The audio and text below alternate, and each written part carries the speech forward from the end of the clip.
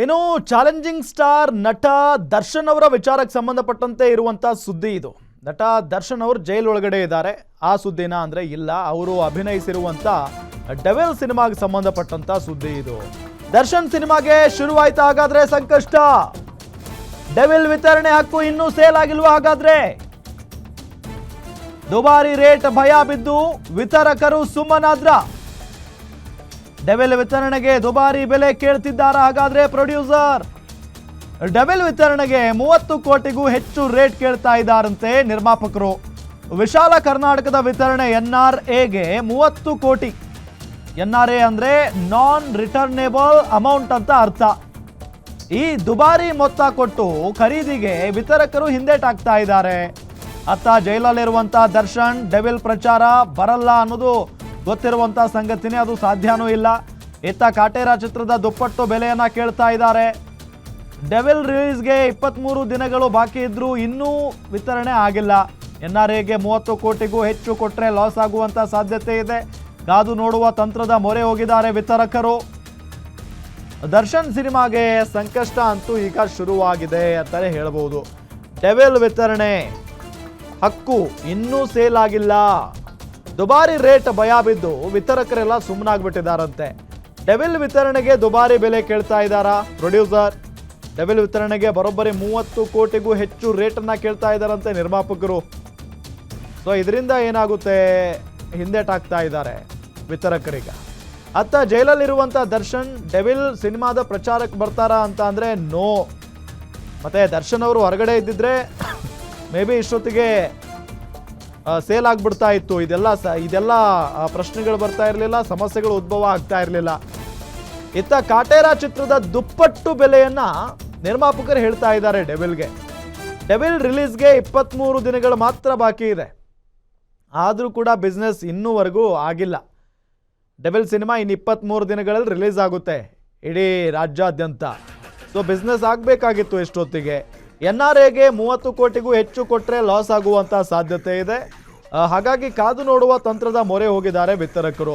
ಇನ್ನು ಬಿಸ್ನೆಸ್ ಆಗದಿರಲು ಏನು ಕಾರಣ ಹಾಗಾದ್ರೆ ಅನ್ನೋದನ್ನ ನಾವು ಗಮನಿಸ್ತಾ ಹೋಗೋದಾದ್ರೆ, ಕೊಲೆ ಕೇಸ್ನಲ್ಲಿ ನಟ ದರ್ಶನ್ ಜೈಲು ಸೇರಿರೋದು ಇದು ಕೂಡ ಬಿಸ್ನೆಸ್ ಆಗದೇ ಇರೋದಕ್ಕೆ ಪ್ರಮುಖವಾದಂಥ ಕಾರಣ.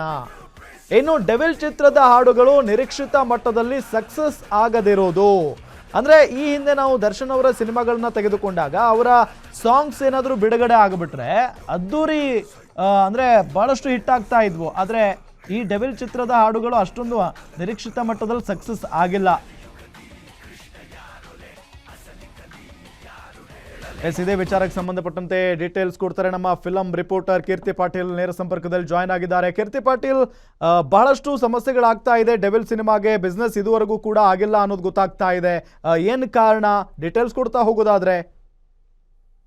ಈಗಾಗಲೇ ದರ್ಶನ್ ಅವ್ರನ್ನ ಬಾಕ್ಸ್ ಆಫೀಸ್ ಸುಲ್ತಾನ್ ಅಂತಾನೆ ಕರೀತಾರೆ. ಅದರಲ್ಲೂ ಸಹ ದರ್ಶನ್ ಅವರ ಸಿನಿಮಾಗಳು ಬರ್ತಾ ಇದೆ ಅಂತ ಹೇಳಿದ್ರೆ ಅಲ್ಲೊಂದು ಕ್ರೇಜ್ ಇರ್ಬೋದು, ಬಜ್ ಇರ್ಬೋದು ಹೆಚ್ಚಾಗೇ ಇರುತ್ತೆ. ಅದರಲ್ಲೂ ಸಹ ಕಾಟೇರ ಹಿಂದೆ ಏನ್ ರಿಲೀಸ್ ಆಗಿತ್ತು, ದುಪ್ಪಟ್ಟು ನಿರೀಕ್ಷೆ ಈಗ ರಿಲೀಸ್ ಆಗ್ತಿರುವಂತಹ ಡೆವಿಲ್ ಸಿನಿಮಾಗಿದೆ. ಇನ್ನೇನು 23 ದಿನಗಳು ಅಷ್ಟೇ ಬಾಕಿ ಇದೆ. ಇಂತಹ ಸಂದರ್ಭದಲ್ಲಿ ಸಿನಿಮಾ ಬಗ್ಗೆ ಯಾವುದೇ ಪ್ರಚಾರ ಇಲ್ಲ. ಜೊತೆಗೆ ಸಿನಿಮಾದ ರೈಟ್ಸ್ ಇರಬಹುದು, ಸ್ಯಾಟಲೈಟ್ ರೈಟ್ಸ್ ಇರಬಹುದು ಅಥವಾ ಬೇರೆ ರೀತಿಯ ಡಿಜಿಟಲ್ ರೈಟ್ಸ್ ಎಲ್ಲ ಯಾವ ಮಟ್ಟಕ್ಕೆ ಹೋಗಿದೆ, ಜೊತೆಗೆ ಡಿಜಿಟಲ್ ರೈಟ್ಸ್ ಅಲ್ಲಿ ಯಾವ ಒಂದು ಮೊತ್ತಕ್ಕೆ ಸೇಲ್ ಆಗಿದೆ ಈ ಸಿನಿಮಾ ಅನ್ನುವಂಥದ್ದು ಒಂದಷ್ಟು ಪ್ರಶ್ನೆಗಳು ಬಂದಾಗ, ಈ ಕಡೆ ವಿತರಕರು ಕೂಡ ಒಂದು ರೀತಿ ಇಂಪಾರ್ಟೆಂಟ್ ಆಗ್ತಾರೆ. ಯಾವುದೇ ಸಿನಿಮಾ ರಿಲೀಸ್ ಆಗುವಂತಹ ಸಂದರ್ಭದಲ್ಲಿ ಸೇತುವೆ ಆಗಿ ಅವರು ಡಿಸ್ಟ್ರಿಬ್ಯೂಟರ್ ಯಾವ್ಯಾವ ಸಿನಿಮಾಗೆ ಎಷ್ಟು ತೆಗೆದುಕೊಳ್ಬೇಕು ಅನ್ನುವಂಥದ್ದು ಬಂದಾಗ ಡೆವಿಲ್ ಸಿನಿಮಾ ನಿರೀಕ್ಷೆ ಮಾಡ್ತಿರುವಂತದ್ದು ನಿರ್ಮಾಪಕರು ಇರ್ಬೋದು, ನಿರ್ದೇಶಕರು ಪ್ರಕಾಶ್ ವೀರ್ ಅವರು 30 ಕೋಟಿಗೆ ನಾವು ಸೇಲ್ ಮಾಡ್ತೀವಿ, ಸೊ ಇಷ್ಟು ಇದ್ರೆ ಮಾತ್ರ ನಾವು ಸೇಲ್ ಮಾಡುವಂತದ್ದು ಸಾಧ್ಯ ಅಂತ ಹೇಳ್ತಿದ್ದಾರೆ. ಒಂದ್ ಕಡೆ ನಾವು ನಿರ್ಮಾಪಕರು ಒಂದು ನಿಟ್ಟಲ್ಲಿ ಅವರ ಡಿಸಿಷನ್ ಅಲ್ಲಿ ಆಲೋಚನೆಯಲ್ಲಿ ನಾವು ನೋಡೋದಾದ್ರೆ ಅವ್ರು ಕೂಡ ಹೇಳ್ತಿರುವಂತದ್ದು ಸರಿ. ಯಾಕಂತ ಹೇಳಿದ್ರೆ ಈಗಾಗಲೇ ಅವ್ರಿಗೆ ಲಾಸ್ ಆಗಿರುವಂತದ್ದು ಡೆವಿಲ್ ಟೀಮ್ ಅವ್ರಿಗೆ. ಯಾಕಂತ ಹೇಳಿದ್ರೆ ದರ್ಶನ್ ಅವರು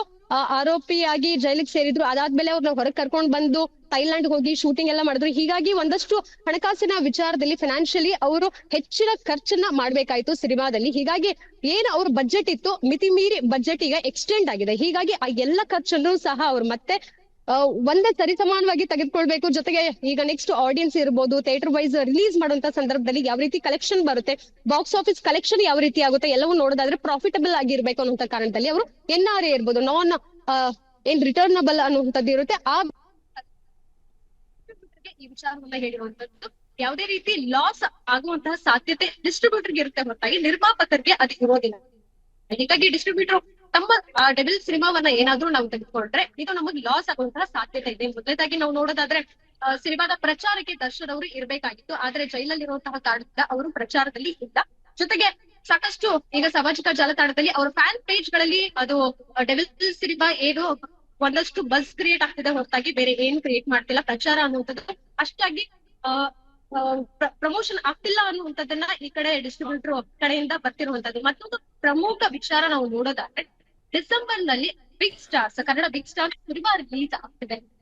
ಅದರಲ್ಲೂ 45 ಸಿನಿಮಾ ಇರ್ಬೋದು, ಉಪೇಂದ್ರ ಅವರು ಇದ್ದಾರೆ, ರಾಜ್ಬಿ ಶೆಟ್ಟಿ ಅವರು ಇದ್ದಾರೆ, ಅರ್ಜುನ್ ಜನ್ಯ ಅವರು ಆಕ್ಷನ್ ಕಟ್ಟಿ ಹೇಳಿರುವಂತಹ ಮೊದಲನೇ ಸಿನಿಮಾದಲ್ಲಿ ತ್ರಿಮೂರ್ತಿಗಳು ಇರುವಂತಹ ಸ್ಟಾರ್ಸ್ ಈ ಸಿನಿಮಾದಲ್ಲಿ ಇರೋದ್ರಿಂದ ಆ ಸಿನಿಮಾಗೂ ಬೇಡಿಕೆ ಹೆಚ್ಚಾಗಿದೆ. ಶಿವರಾಜ್ ಕುಮಾರ್ ಅವರು ಸಹ 45 ಸಿನಿಮಾದಲ್ಲಿ.